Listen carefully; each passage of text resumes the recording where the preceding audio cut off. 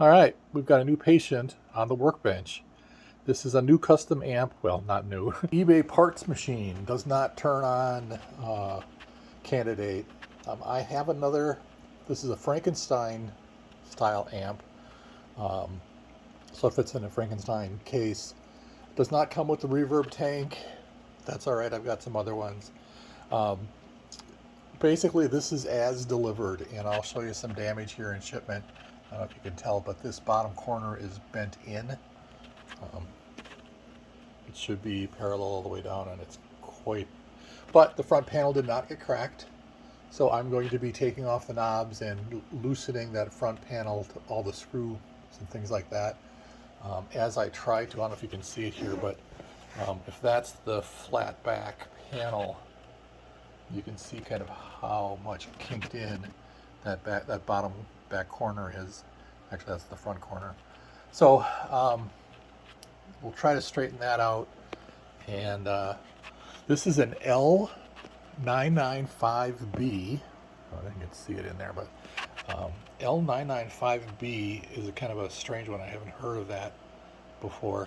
I have some schematics for this. These are interesting because you know, that's the reverb board, but they have a special power section, a preamplifier, I think is what they call it. But that all happens before you get into the large transistors and things like that on the back. It looks to be in good shape. It's not rusty or manipulated. It has the old Mallory caps, so that's one part of the project. It's got styrofoam still in it. All that's going to get vacuumed out. I used an earnest brush to get in there and try to, you know, loosen up the stuff and then suck it out of there. Eventually I can use some,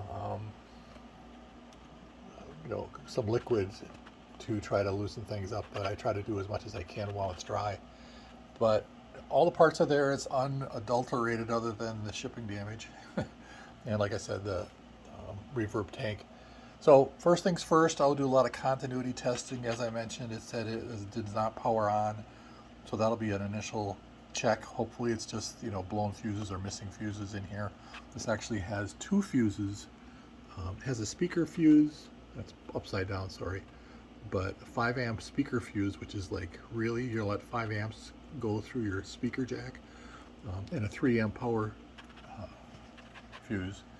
So we will see. I'll check out these filter capacitors, just see what I've got.